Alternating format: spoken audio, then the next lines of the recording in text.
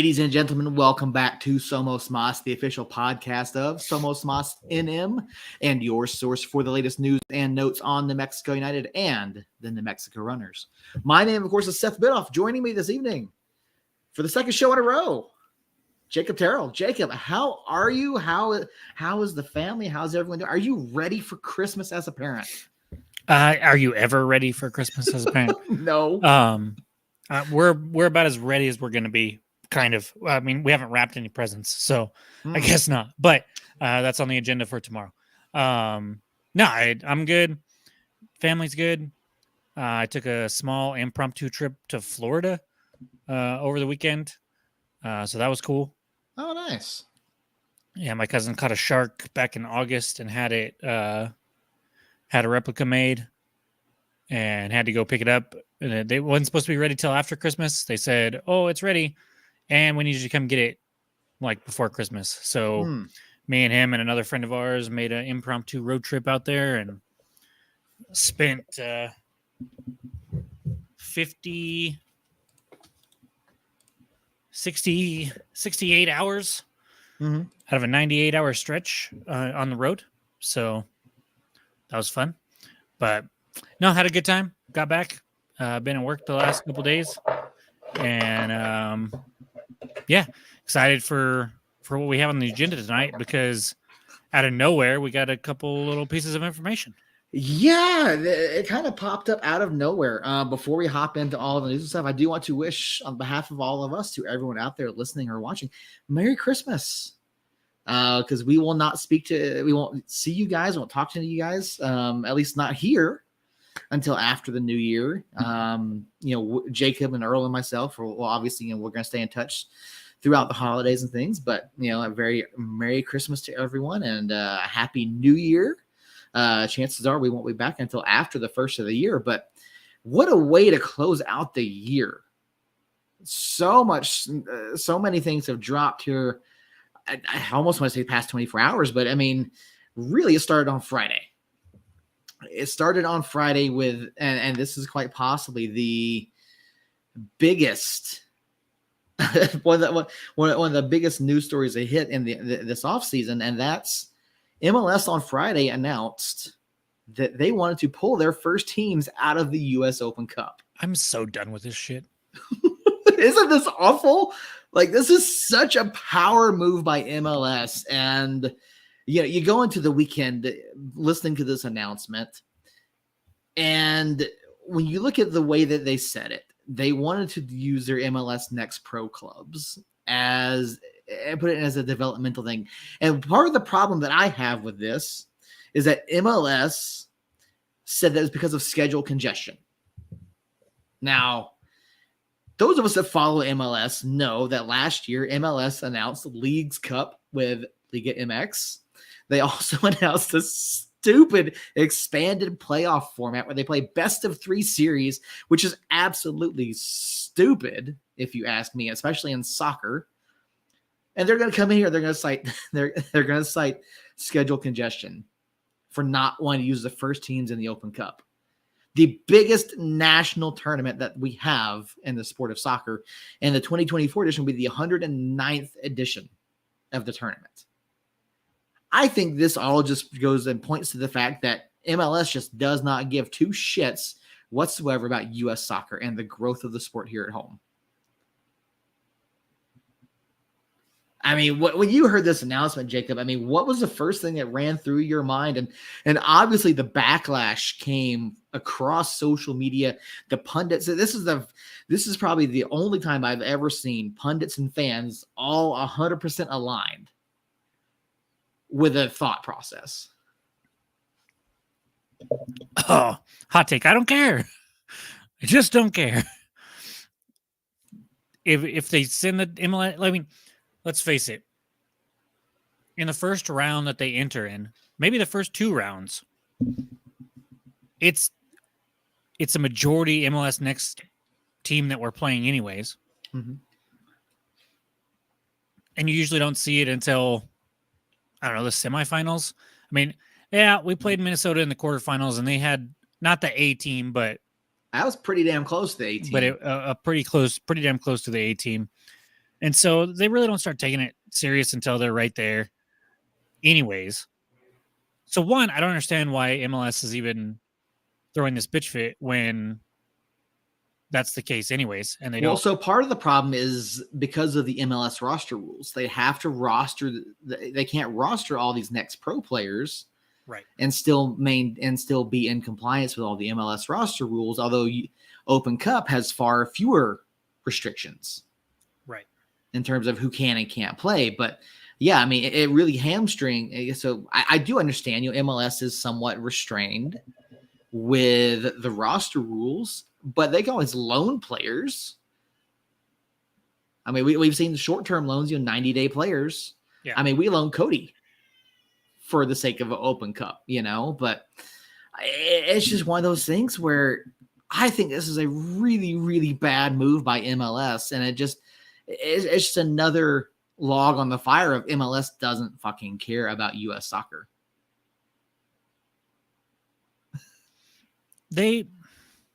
Why should they? Why should they? Yes. Because you look at the growth of the sport here within the U.S. and you see the potential that is coming up through these academies, through the USL academies, through homegrown products, through these players now being signed as teenagers to go play overseas. Ricardo Pepi, you've got Christian Pulisic playing at a very high level overseas right now. So your argument is there's youth coming up that they're saying their whole argument is they want to play the youth. So how is playing the youth in a huge tournament saying fuck US soccer? I'm saying them pulling out as a whole because you're not putting forth the top level talent. I mean, this should be, this is the equivalent of the Premier League saying fuck the FA Cup. They do. They hate the FA Cup. They don't want to be a part of it. The difference is there is prestige in winning that and getting to European championships, getting to the European tournaments by winning the FA Cup, by winning the Carabao Cup. They have that ability to go and play in the bigger tournaments in Europe. And that's something that can still be obtained through Open Cup. Right now, the winner of Open Cup still gets a CCL spot. Mm-hmm. And I think this is just it feels like a big fuck you to U.S. soccer because they don't care, because, the amount of money, the amount of eyeballs. Could you imagine the eyes that would be put on the U.S. Open Cup if Messi were to play in it? If some of the more high level players were included and now they're suddenly being taken out of this and they're saying, screw this. We're not doing this. We're not putting our best talent on display. We're only going to play these young kids who are more than likely going to lose at this point to USL. This is going to be if MLS does not come back into the fold with this, and there's another problem with this too. We'll get to that in just a minute. This will be the USL winning a CCL spot every year from here on out, which is great for the USL, but I think MLS pulling the top tier talent in the nation out is a really bad look. Okay. That you can say. I was arguing with your argument, basically, about the kids, because your argument was, oh, the kids aren't getting a chance, or I don't know what your argument was actually, but I don't know. I'm not a diehard US Cup fan, obviously. Two, from what I've seen, yes, MLS still might not do it, but at the end of the day, I think the first teams are going to be in there. They're just going to have some roster rules that change to where they can play the kids the majority of that tournament. And then inevitably, if you're going for if you're in the running for a trophy and you're down to the final 8 teams or final 4 teams or in the championship, like if Miami makes it to the championship, even playing nobody until that point, if a trophy is this close, you might not see Messi, but you're going to see all the other top tier talent that they have. Julian Gressel potentially going to Miami, by the way. So at the end of the day, until this, see what pisses me off about it. What pissed me off about it is they made the announcement. Everybody lost their shit. U.S. Soccer makes the announcement. Everybody reverse loses their shit. And then there's some people that point out, well, hey, the way they worded this and this and that and the other, like they still could do it, blah, blah, blah. It's like, why don't we just wait till the tournament gets closer and figure out what they're going to do? Yeah, he talked about the response from U.S. Soccer, and they came out today and said that they denied MLS's request to withdraw the first teams, which I think is hilarious. I'm glad that U.S. Soccer took that line in the sand and said, we're denying this request, although MLS had come out and did not word it as a request. Right. And now MLS Soccer has come out and said something to the effect of they haven't had enough time to make an accurate decision or something along those lines. It's just now, so MLS is trying to word it a very specific way. Yeah. U.S. Soccer worded it a very specific way. The USL has come out and said, "Hey, we think it sucks that they're pulling out. We want to play the best talent in the nation." And so the other part of this that kind of got glossed over a little bit is the criteria for Division I sanctioning within U.S. Soccer. Now, part of the criteria for Division I sanctioning is that all U.S.-based teams must participate in all representative U.S. soccer and CONCACAF competitions for which they are eligible. So MLS is running a very big risk here of potentially losing Division I sanctioning if they don't participate with their first teams. Because you can't throw a Division III team in there and say, oh, yeah, this works. Now, it may be a matter of who blinks first, and I think MLS blinks. Because I don't think U.S. Soccer is willing to give up that much money, right, that much attention on this tournament and say, oh, yeah, sure, fine, we'll waive that rule or change that rule. I don't see that happening. Yeah. Some of the comments over in the chat, Josh Gonzalez, because it's not your first team, you're not taking it seriously. Open Cup would be pissed to lose views, not to mention beating MLS teams feels better than beating MLS 2 teams. I don't disagree with that one bit. Winning means something, absolutely. I understand both sides for sure. I'd honestly be fine either way, but that means I don't blame Open Cup being pissed. MLS wants to jump up. Yep. No, I don't blame Open Cup at all. Yeah, they can still play their MLS 2 players, right? This year, LAFC play their academy team basically against the USLC side in the cup. Mm-hmm. So they can, as long as they're following MLS, as long as they're following the league roster rules. There are different rules for Open Cup roster construction. However, those players have to be part of the MLS roster in order for them to play. So the MLS teams still have to follow the league-specific rules in order to roster these players. Now, MLS did make some changes to their roster rules this year, but not enough to do what some of these teams did in 2023, where they basically used their entire academy. So, yeah, I don't know. It's going to be really interesting to see what happens because, qualifiers are already underway for 2024. And we probably know something here in about 8 weeks, 6 weeks, give or take, as far as who our first opponent will be in the Open Cup. And for MLS to drop this as late as they did in the process and basically expect U.S. Soccer to capitulate to their almost demands, I think it's ballsy by MLS, but I don't think it's going to work. I don't think they're going to be allowed out of this. And I think eventually the backlash, like I said, even the pundits are on board with, hey, this is a really, really bad idea. I think MLS is going to have to backtrack on this. They will for this year, and then we'll see what happens next year, and then so on and so forth. Unfortunately, the Open Cup just doesn't have the gravitas as something like the FA Cup does over in England and stuff like that. It's just, yes, it's been, what'd you say, 109? This is the 109th edition this year. So 109, that's a big number. But how many of those were actually, like, how many people cared? When did people actually, like, when did more than, I don't know, 200 people start caring about it? That's the problem, is you have a big number of years, but at the end of the day, those first, I don't know, maybe 90 years meant very little.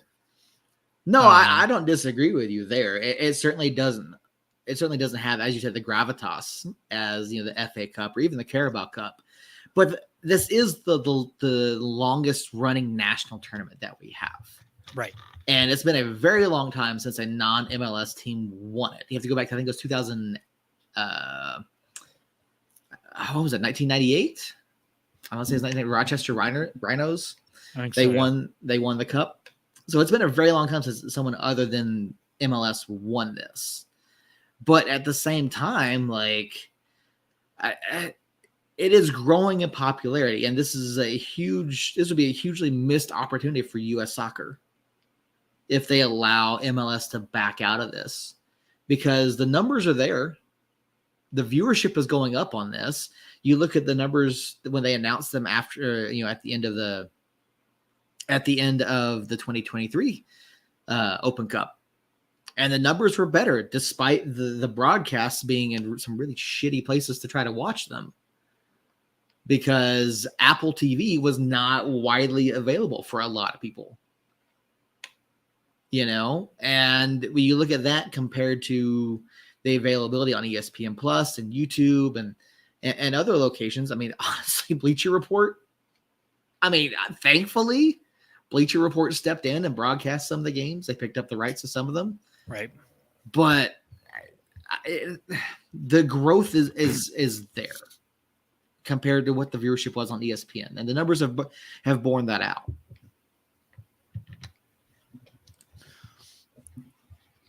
Exactly, Josh. Exactly.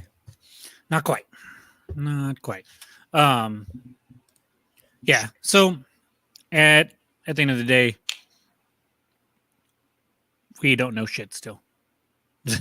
I think they'll end up playing first teamers this season, but after that, it's definitely up in the air as to what's going to happen next with the U.S. Open Cup. Yeah, it'll be interesting what happens. But one thing that is not up in the air is the future of RGV.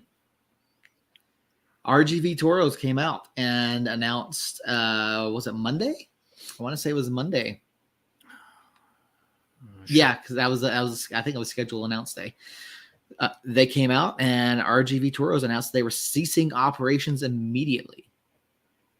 Friend of the show, Ron Patel, obviously spent some time down at RGV, spent a year there as president of that club, and this is long been rumored. It's been floating around there for a long time, especially since RGV broke their official affiliation with Houston Dynamo. And the writing was kind of on the wall. Every time you watch the broadcast down there at HEB Park, there didn't seem to be a lot of bodies in the stands. Now, we can say that the year that Ron Patel spent down there was a giant growth, a lot of interest, a lot of RGV-centric activities and things going on around HEB Park, and you could see a growth down there. But after he left and came back to United, things kind of died off, and HEB Park is, I can't say it'll be missed. Bees put out a comment on, I think it was on Instagram or Facebook, one Twitter. or two. It was on Twitter. It was Twitter, yeah. Where he was saying it was one of the hardest places to play in the USL Championship. He hates to see the club go, but I think he and a lot of players will be glad to not have to go back to HEB. I mean, it was odd to get that news and then see the schedule pop out and not see RGV on there. And Josh over in the chat, real quick, Cello return perhaps? Maybe, but I doubt it. I don't even know. Was Cello there last year, or is he under contract this year? It's a good question. That's the thing with these. Like, obviously, we've seen a lot of new players from old players from San Diego popping up and going everywhere else because, well, as we know, San Diego no longer exists either, unfortunately. And so I'd have to look and see what RGV's roster looked like. Cello, sorry, real quick. He was with Ford Madison last year. Yeah, that's what I thought. Yeah. So I have to see what their roster looked like at the end of last year and see where those players are going to end up going.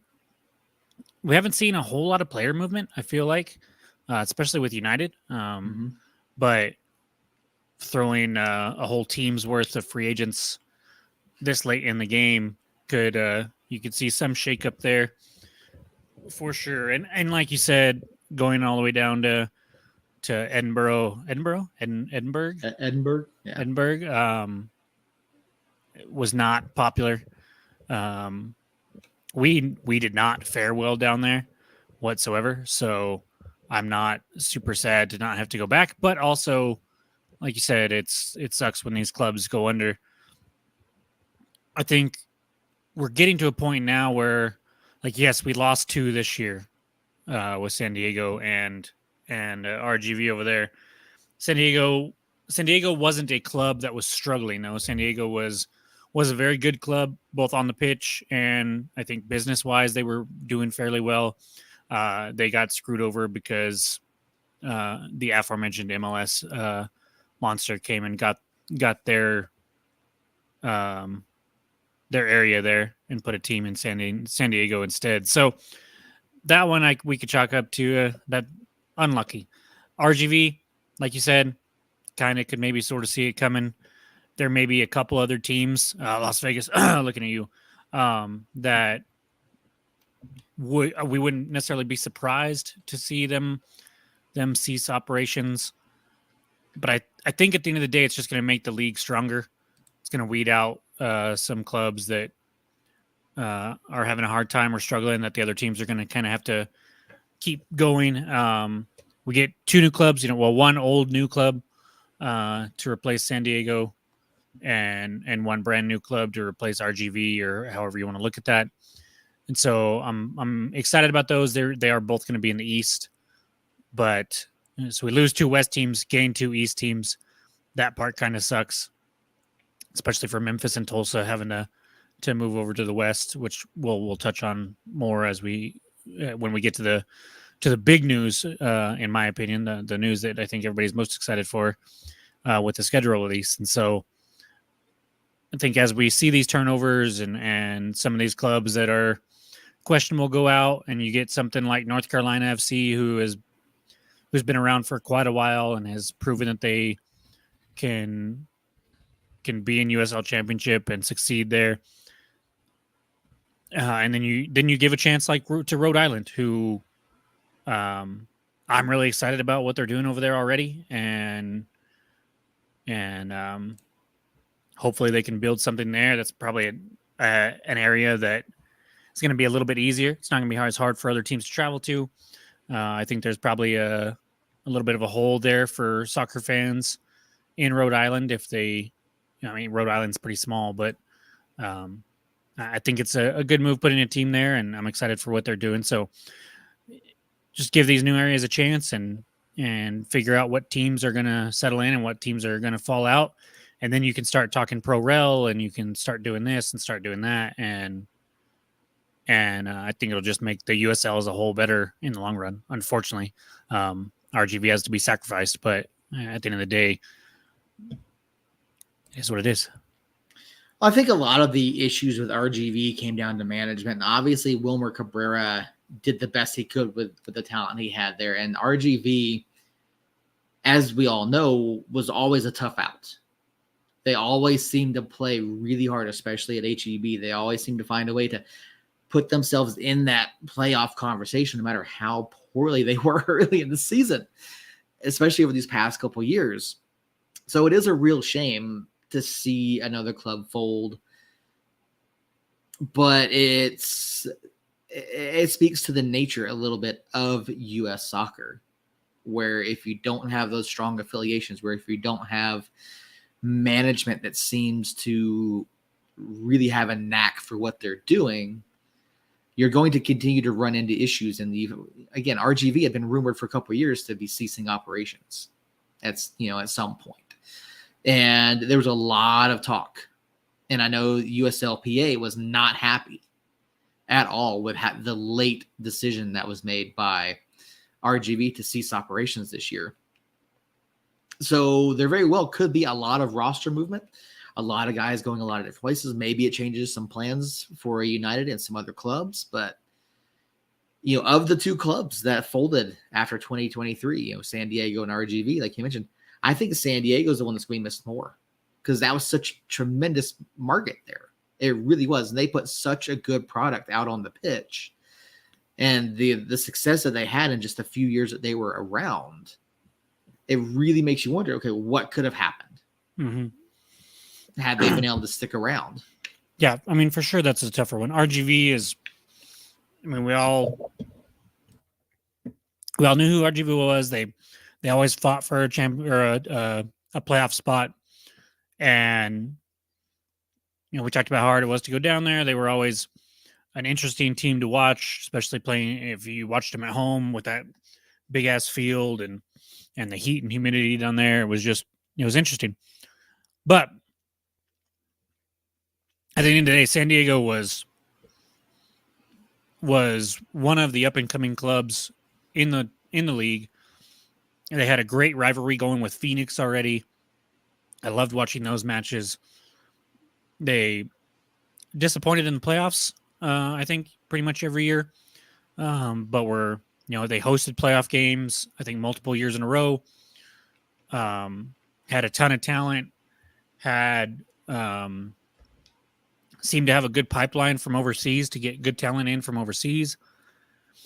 And had a good group of fans. Had awesome kits. I mean, they were really on the up and up there, and to see them go, which I think is one of the reasons why MLS was so attracted to that market, because an MLS team went in there and built something from nothing and was like actually, building a fan base there. And so it'll be interesting to see what happens with that MLS team. If it's going to be like St. Louis, where, St. Louis had the MLS team, it did pretty good. And then USL team, and did pretty good. And then the MLS team came in and they fucking killed it, honestly.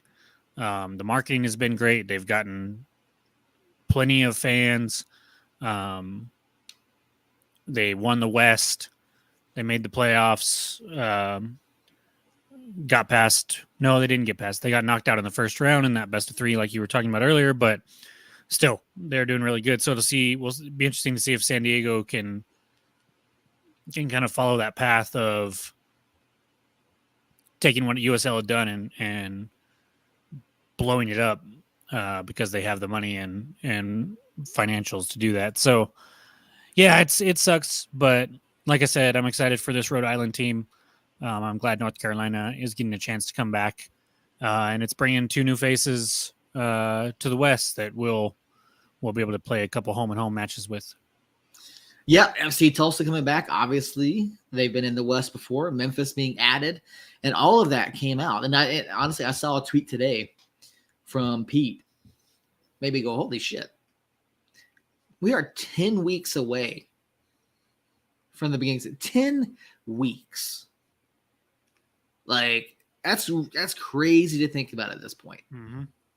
Like, we've gotten so little news, but now here we are. Yes, 10 weeks. Like, I cannot wait. And obviously, we were shocked on Monday that the schedule dropped, with little to no warning. That's because every year so far has been, hey, here's the home openers. Mm-hmm. And then okay, the schedule's going to drop soon. And then all of a sudden we get this big production from United of a video for the schedule release that, they've done it a bunch of different ways, but at the end of the day, it's a big deal. And this was like, hey, 1 Happy hour. Monday. Yeah, 1 hour. And then an hour passes and it's like, here you go. And just a graphic with the home and the away schedules. And it's like, holy shit, what the? Like, I was driving back from Florida when it came out, I believe, and was just like, what? What is this? You mean, what? Yeah. And so, honestly, I was a little, like, I'm very happy to get it because it is, off the top of your head, when do you think we got the schedule last year? The whole schedule? I don't think it was until after the first of the year. Correct. Because it was late because there was something they were figuring out the interconference play. It was January 9th. Yeah. But we've never gotten the schedule this early. Ever. No. So it's awesome to get the schedule this early and be able to come on here, talk about it, look at it. Gives us a little more time to see if we can plan an away game or an away match here and there. And that part's awesome. But I'm kind of like a little disappointed that we didn't get a video, like a release video and a little bit of a home opener where it's like, oh, okay, cool. And so I'm just a little disappointed, but we have it. There it is. There's the home schedule right there in front of us. 5 years to the day from our inaugural match. We get Pittsburgh Riverhounds here. That's going to be fun. That's going to be a lot of fun. 2 black and yellow clubs going at it. 5 years to the day from Dev's opening goal for the club. I mean, that's going to be cool. And we go 3 matches on the road. That's the one thing they don't have a schedule where it's actually all lined up. A nice little graphic where it's all lined up. So, and I'll be honest, this one bugs me. The way they did it, the way it goes backwards. Yes. Oh, it drives me nuts. So you can get rid of that. I have the schedule here in front of me. Okay. It's annoying how it's on there. We get a home match followed by 3 away matches, including Rhode Island's first ever match in the USL, first ever home match in the USL, which will be fun. We're currently in talks with a Rhode Island podcast that's obviously just starting up with the start of the Rhode Island season there, and so we're probably going to have them on our pod, where one of us might pop over onto theirs. And so it's cool that a club like that already has a podcast that is already active and trying to engage in other podcasts. I was chatting with them on Twitter today. Said that they had listened to several of our episodes or a lot of our episodes, try to figure out what they're going to do. So that's always cool. I love other clubs getting some coverage from fans and media like us. So that's good. Charleston and then Phoenix to round out the month of March. Other than the home opener, are you looking more forward to that Rhode Island match or a Charleston match that, our Charleston games have always been fun, or is it the clear and obvious choice of Phoenix? Who? All right, Rhode Island it is.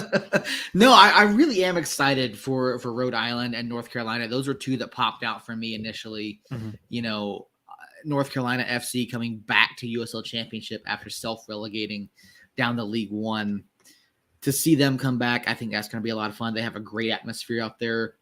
They've always had some really good matches, particularly with some of those East Coast clubs. You look at some of the matches against South Georgia Tormenta and some of the Greenville, like just some really, really great soccer being played out in North Carolina. So those 2 stood out initially in terms of away matches.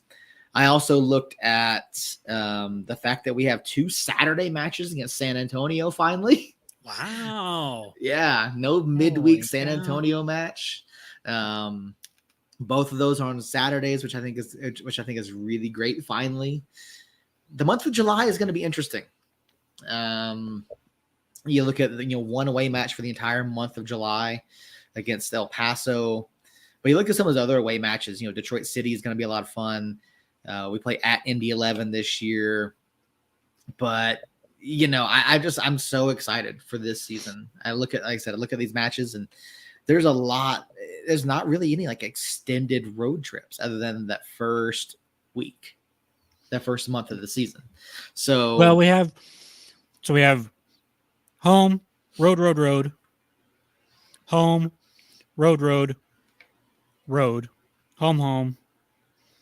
road, home, or road on it. It's that first four, the last three in April, mm-hmm.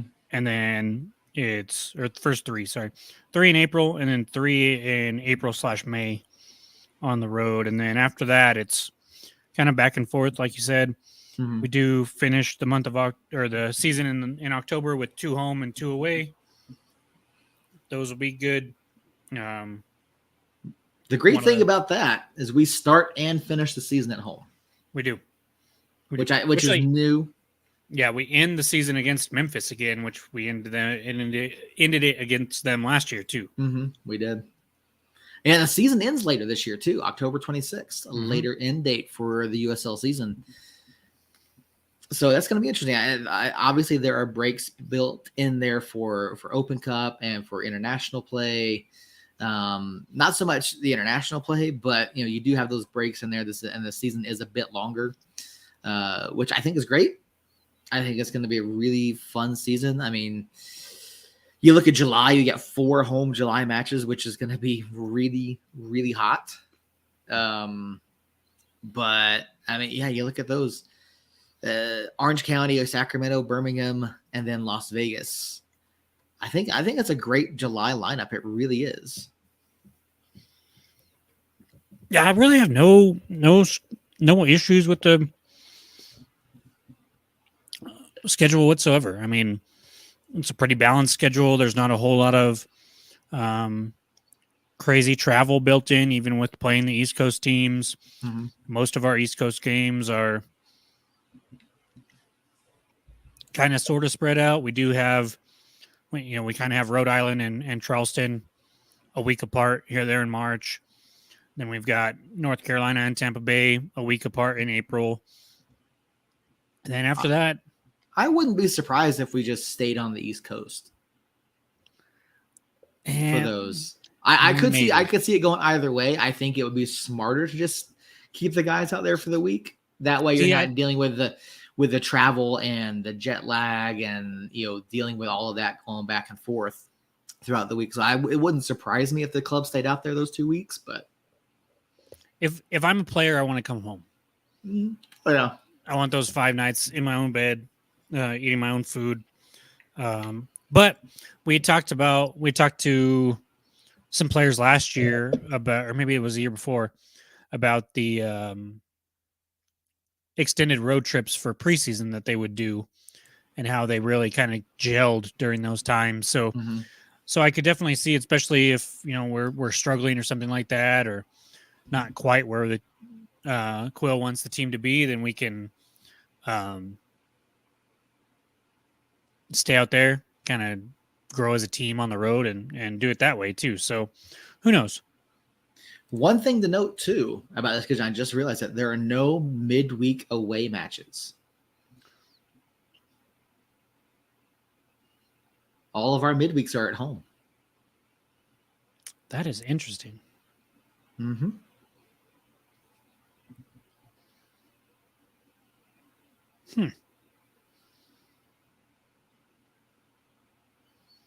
And there's not a lot of midweek period.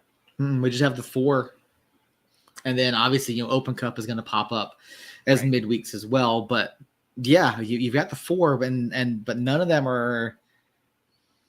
they're all July and later. Yeah, that's interesting. Yeah. Interesting way the schedule worked out. Again, I know we talked to Harry a lot in the past couple of years about the fact that there never seemed to be a Saturday series with San Antonio. So yeah, looking at that, it's going to be a lot of fun. I really can't wait. Yeah, I'll be in San Antonio for the Rhode Island match on spring break with the family. I was really hoping that San Antonio had a match there, but they're away that week too. Austin, MLS Austin team has a home match that week though, so might be going to it. We'll have to see, but that'll be about the same time. It'll be the same day and probably the same time as the United match. So we'll have to see what we decide there. But was hoping for a Saturday match in March in San Antonio, but I'll have to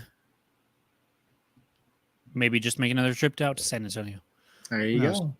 I know what we will definitely be sitting down and looking at the calendar, seeing if there's a road trip we can make. Obviously, you know, El Paso is one of the ones that's easier for us to get to, but I know you and I would both like to get out to San Antonio, get out to one of those matches. You know, I've already kind of looked at the calendar, and I've circled Rhode Island as a potential away day. I've circled North Carolina as a potential away day. But it's going to be a lot of fun. No matter where we're at, there's going to be a lot of fun matches, a lot of really great places that we go to this year. And it'll be really interesting to see how this team comes together, because there's been a lot of roster turnover so far, a lot of changes, and not a lot of incoming signings, at least not until today. We did have one today. I'm very excited about this one. Super excited. As soon as Flanagan was announced, I vaguely remembered him, or I thought I remembered him, but I wasn't sure. So I looked up some film on him, and man, he blew me away. Of course, these are highlight packages that you're watching. You know, I'm going to try to watch a full game of his from last year if I can find it anywhere, and watch. I like to do that if I have the time and the ability. I like to do that with the new signings that I don't know. If one of their matches is readily available, I like to just go watch the whole match and kind of keep my eye on him the whole match to see how he fit into the game. But this guy, I mean, seeing some incredible touches. The speed is definitely apparent with him. He's not afraid to attack. He has scored some goal. He's scored several goals, especially. He reminds me of as far as like positionally, he reminds me of what Harry Swartz does for us. Okay. But on the left side instead of the right, which is where Harry not always was, but typically was.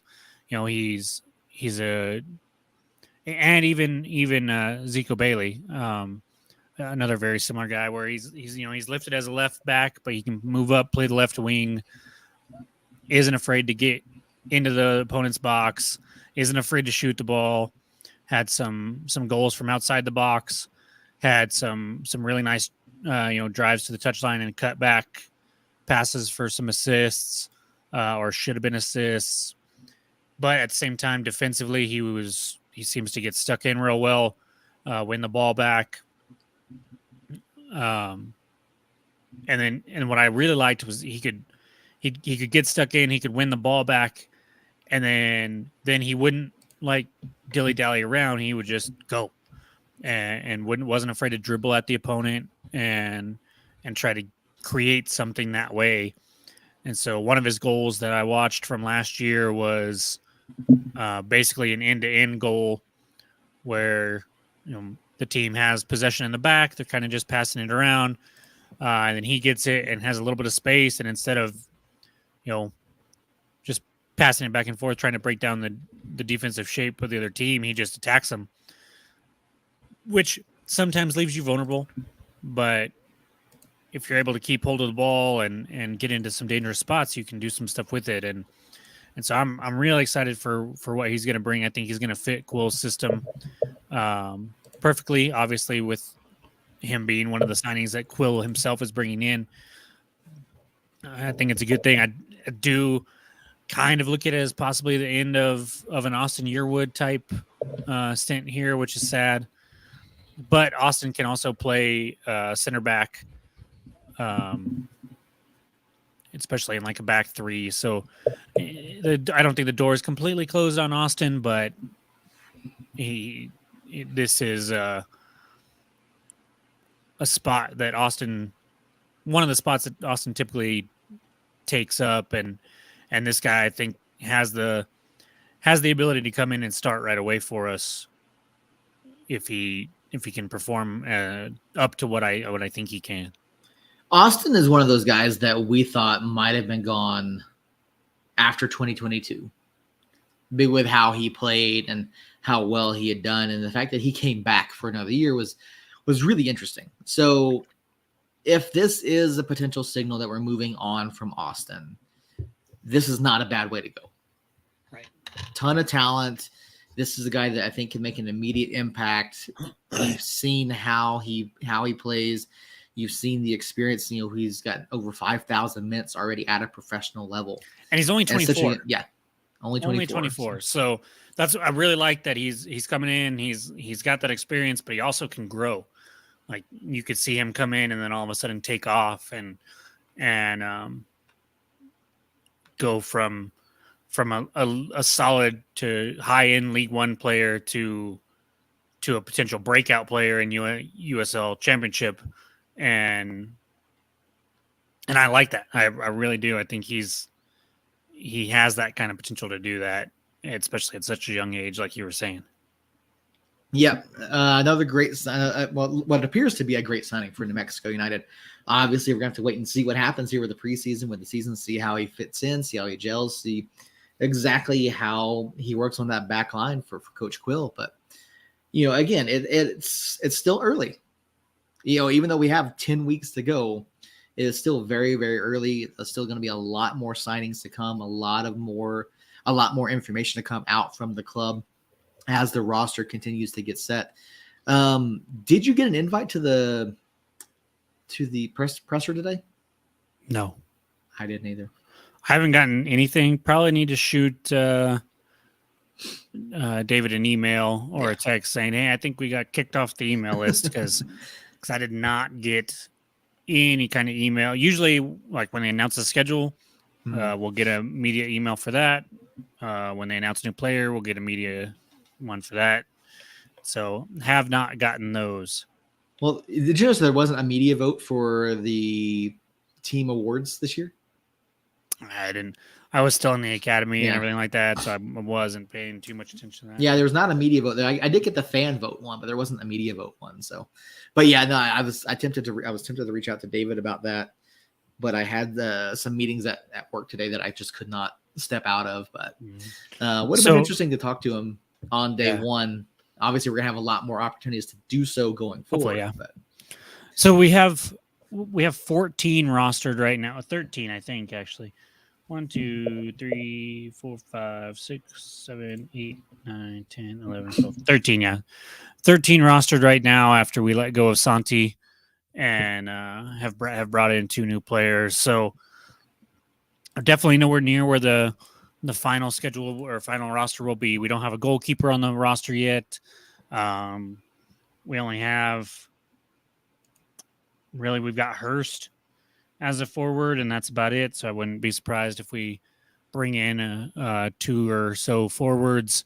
Backline's looking fairly good. Could probably use another center back, another couple center backs maybe, and a couple left back and right backs, because at the moment our defense is Seymour, Ryden, Astorga, Bailey, who kind of was a fullback, but not really.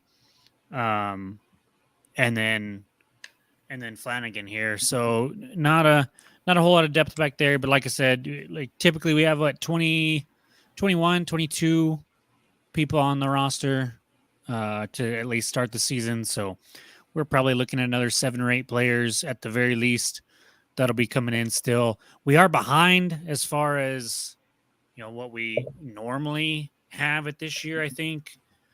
So the roster comes out early, but the schedule comes out early, but the roster news comes out later. But we'll see. There's a lot of talent. There's a lot of really good talent still available, especially at the forward position. You got guys like Damas, who's still out there. Cameron Lancaster. Lancaster just got unable to come to terms with Lou City. That means that Lou City was like, dude, you're old, you're washed up. We don't want to pay you, but we're not going to tell you that. So we're going to offer you this. And if you accepted this number, cool. If not, well, sorry, man. We've got this Harris guy that we're pretty fond of. So Lancaster's a name. Damas is a name. Nico Brett, who obviously was with us already once. He has not been brought back to Birmingham Legion yet. So there's a ton of talent out there that's still available. I am getting like antsy every time I see the USL championship page post that so-and-so went here or so-and-so went there. And I'm like, come on. I like poking United with a stick saying, do something. And then like, well, I don't know what's going on, but it seems like year after year, the announcements are getting more and more boring.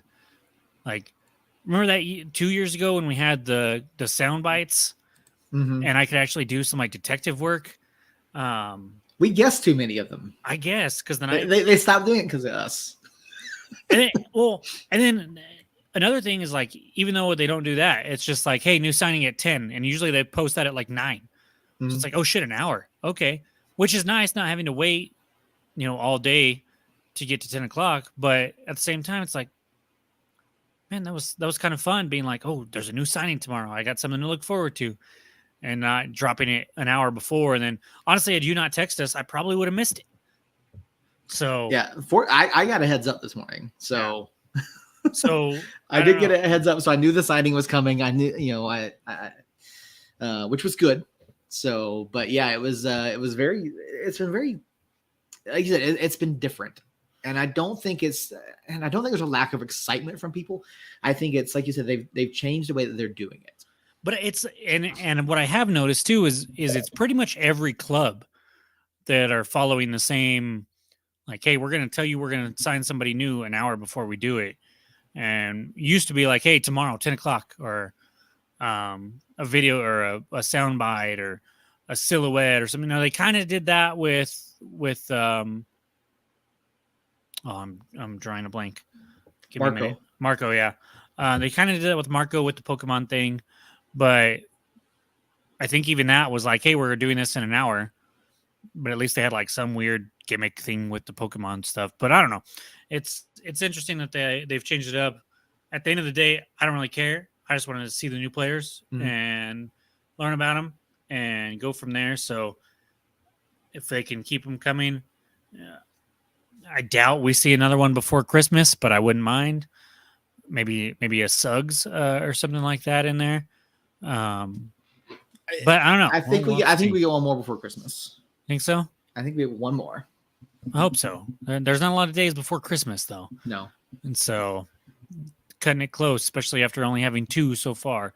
Hopefully they start rolling in a little more consistently the next month or so, because typically February, the first week of February, even the last week of January is when preseason starts. So, well, as long as we don't have another Radio VUCA situation. What's the thing? Like, we don't know if that's going to happen or not. So start announcing them and bringing them in now, and hopefully they can all be here by the time preseason starts. Oh, I just meant the fact that, that was the worst kept secret in. Oh, yeah. No, I don't care about that.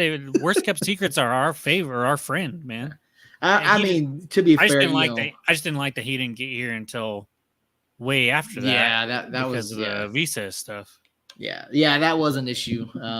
So I don't know which was the worst kept secret, Ratty or Kevon? That's a good question.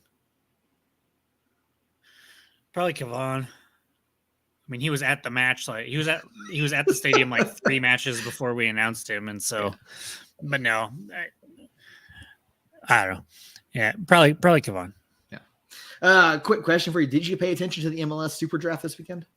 A little bit. Saw that 2 U23 players for New Mexico United get drafted. That is correct. I'm sure you have names and stuff up in front of you.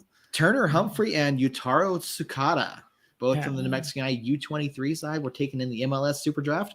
Yutaro went in the first round. Yeah, 25th overall. And Orlando Turner, City. And Turner went 44th overall to FC Dallas. Yeah. So yeah, the Mexico United players getting some recognition. That's exciting. That's exciting. Yeah. A Sacramento Republic player was drafted. I don't know if you saw that. That was kind of interesting. But no, I think I briefly pay attention to that kind of stuff. I don't know enough about college ball to get too excited about it, but Colorado, who's a team that I roughly follow, they're not my number one team, but I do like them. Had 2 picks in the top 4, so kind of kept an eye out on what they did, and then with the United players going, it was an interesting day. Yeah, it was. Obviously, the MLS Super Draft is an interesting day, particularly for collegiate players. Utaro is a collegiate senior who I believe he does not have any eligibility left, so he cannot return to school. Turner, however, does still have collegiate eligibility should he opt to return to school in the fall. So if he does that, he cannot be drafted again through future versions of the Super Draft. So there's always a potential for him to come back and play for the U23s again should he not go forward with FC Dallas. But yeah, exciting to see, exciting to see United talent getting out there and being drafted and being given the opportunities to potentially perform, go play for MLS or MLS Next Pro. Yeah, for sure. For all the shitting on MLS that we like to do sometimes, I'm actually, I know I'm the biggest MLS fan out of the people on this podcast, but aside from Atlanta, like I'm a fan of MLS, period. You're a fan of Atlanta. Yeah. Earl's a fan of Nashville. I'm not sure he knows where Nashville is. I think originally he just saw the black and gold kind of coloring and was like, "Oh, United." And then after 60 or so minutes, he was like, I don't know this big white guy in the back with the ponytail. I don't know who that is. And then he was like, oh, well, I liked him. That's how I think that happened. And Earl's not here to argue with me, so we're just going to roll with that. So yeah, I watched quite a bit of MLS, including especially LAFC and Colorado, and so I like what they do for the most part. Obviously, they do things that are annoying, especially for U.S. soccer. But at the end of the day, they're an entertainment industry, and I'm entertained when I watch most of their matches. So they're doing a good job over there as far as that is concerned. So hopefully the next 2 weeks with MLS stupidity and stuff like that is a little slower, and we get more roster news from United and other teams from around the league. Is there a signing that's happened outside of New Mexico United that has really caught your eye? That's hard because there have been a few that's like, okay, it's been more so, I think, the players that haven't been signed or the players who have failed to come to terms. Obviously, Lancaster, he's 31, 32, so he's not terribly outside, the prime. Mm-hmm. And Lancaster had a pretty good year last year. But yeah, it's just none of the bigger names, I would say, have really made a move yet for the most part. I mean, there have been a couple here and there, but there hasn't been anything we go, oh, hey, that's a really interesting signing. I really want to see how that player contributes to that new team. I'm a little surprised by Arteaga going from Phoenix to Tampa Bay on a transfer. That kind of caught me off guard. I thought Arteaga did really well for Phoenix last year and was going to be a big part of their offense going forward this year, but he gets transferred. I think that was today, Let me see here. It was yesterday that it got announced. So that one kind of took me for a bit of a surprise. Epps going to Hartford. Not really a surprise, but just a good player. I know I shit on him in the group message here a while back, but still a good player. We'll see what happens there. I think think it's weird because Hartford has done this before. They go out, they get a good name attacking player to come over to them, and then they do nothing over there. And so hopefully for Hartford's sake, they can figure something out. But that, and then there was a spine. I can't remember what team it was. I'm trying to figure it out here, but let's see. Give me 2 seconds. 3 seconds.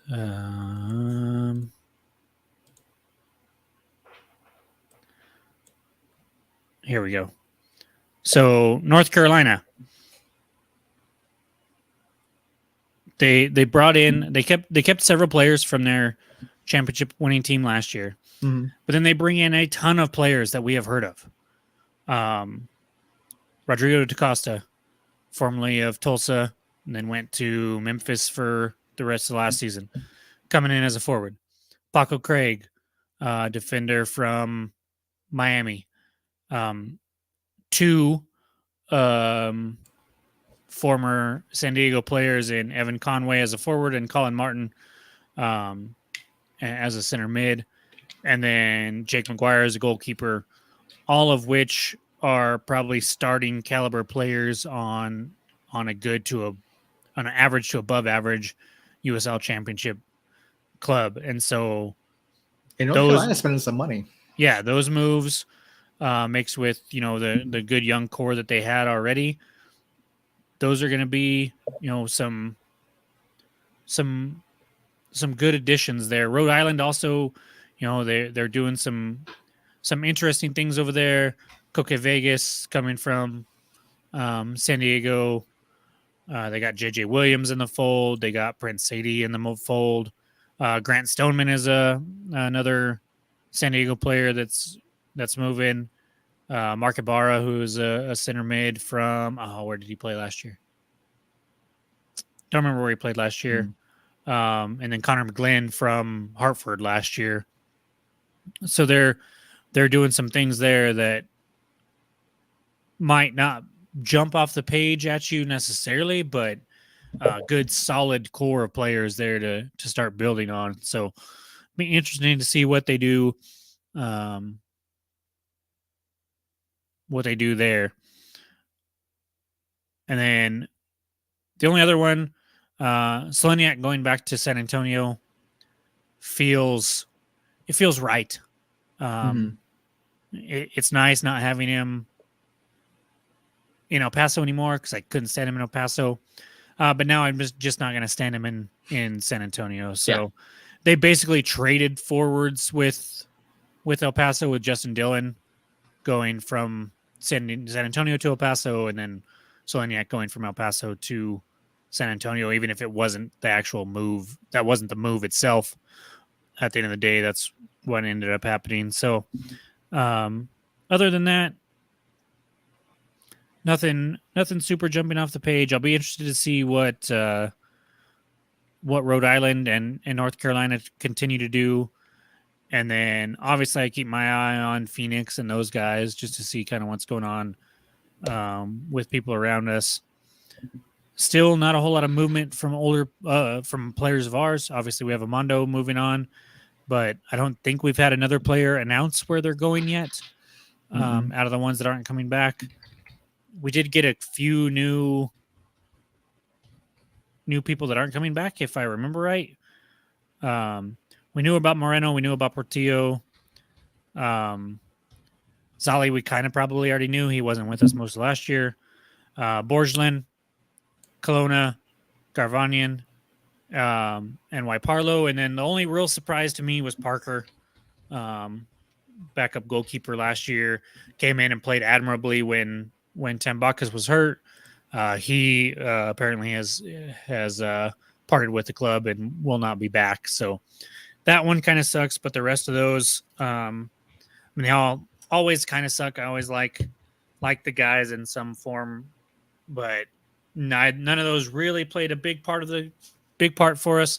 Obviously, Borgelin and Kelowna played quite a few minutes with Kelowna when we were getting some injuries back in that back line, and then Borgelin was brought in to kind of maybe fix the offense. Offense really didn't change when he came in. Cologne, I thought, did solid defensively, but wasn't a standout. I don't think he was going to be an everyday player for us going into this year. So, again, not a whole lot of surprises there. And so we'll see what else happens with the roster from last year, and see if we can bring some people back or not. Hopefully, like I said, we get that in the next few weeks.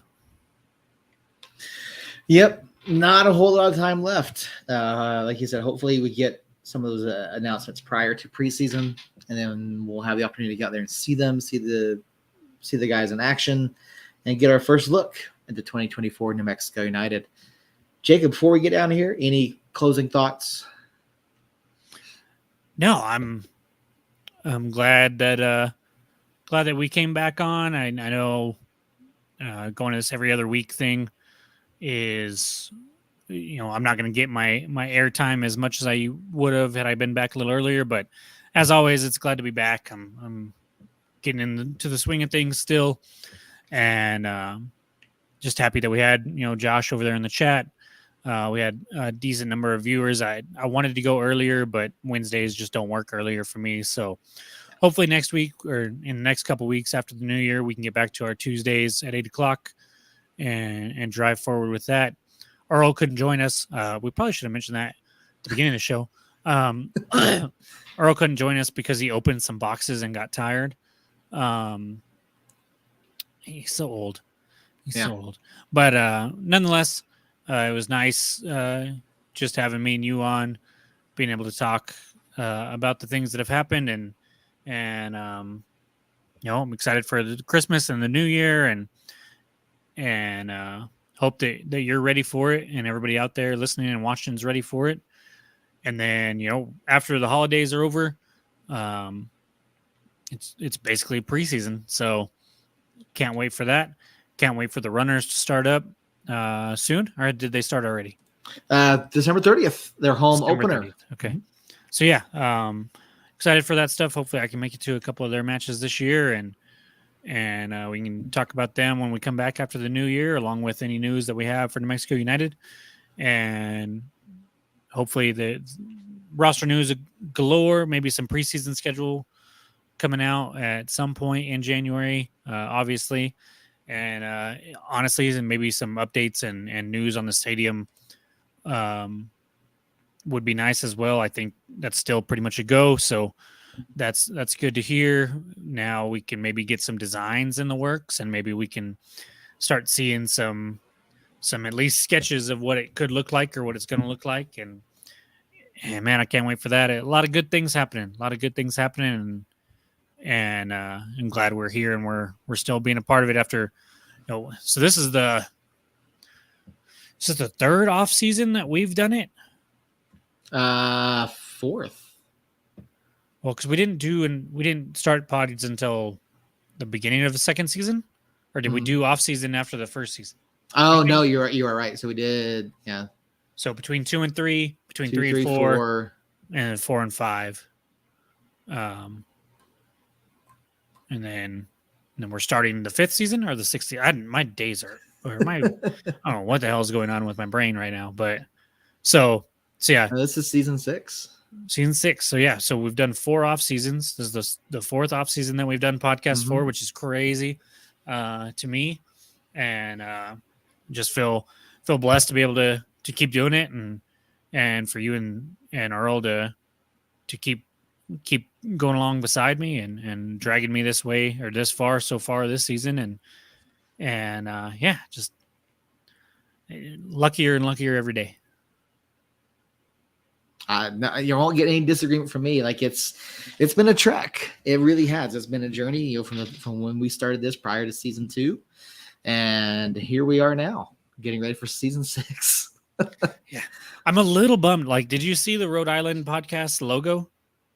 I have, yes. It's a freaking sick looking logo, yeah. And I don't even know if they've put out an episode yet. And we're here, however many hundreds of episodes in, and so we're gonna fix that. We're gonna fix that. But yeah, I've got nothing else. You got something you want to throw at me? Nope. We didn't even do a burning question or anything like that. I don't know what the hell's going on with you. You guys are slacking. Oh, don't worry, they'll be back. Why are they gone? They never left before. Yeah, that's all I got. Well, the thing is, if I ask too many burning questions, Earl's brain just keeps spinning. Yeah, that's true. How's Everton doing? You know what? If not for a 10-point deduction, we'd be sitting about 8th or 9th in the table. Well, we're not cheating. Have you seen the amount of money that we've spent compared to City? Okay. I'm not saying City's not cheating. I'm just saying you obviously also cheated. We just haven't made enough money in profit is the problem. Okay. You know, we haven't made enough in profit from selling players. And yeah, no, it's Everton have won 6 of 8 in league.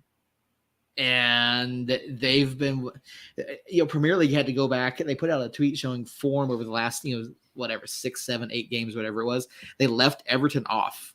Nice. Despite them having the best point total over that time frame, or the second best point total.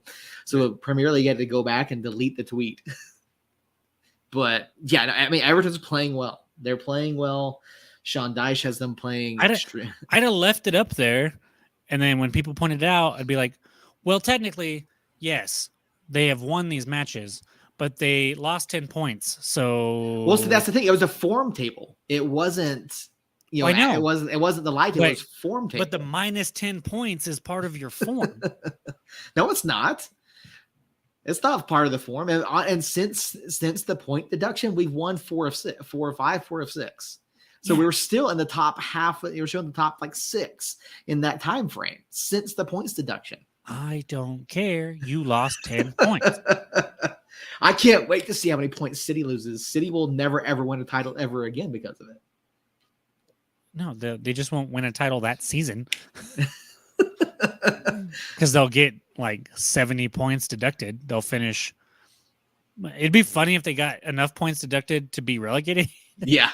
had to come back. That's what it should be. Everton had a 10-point deduction for one charge. Yeah. And City's got 100-something charges filed against them for financial fair play. Yeah. So, yeah. Cool. Well, just wanted to touch base on that. Now I definitely have nothing. We had a full slate there. Ton to talk about with New Mexico United. We'll be back in 2 weeks, hopefully on Tuesday. The Tuesday, I think that's the 2nd, actually. Might be the 2nd, yeah. So hopefully back on the 2nd at 8 o'clock with Earl and everybody. If not, we'll be sure to let you guys know when we're going to get back at it. And, we've got a lot going on between now and then with the holidays, so be safe out there. Enjoy the holidays. If for whatever reason, I know a lot of people out there, the holidays are hard for them. Just keep your head up. If you need to reach out. Don't be afraid. All our social media, we have direct messages there. You can contact us if you need to. And yeah, just Merry Christmas, Happy New Year. Until after the first of the year, somos niños.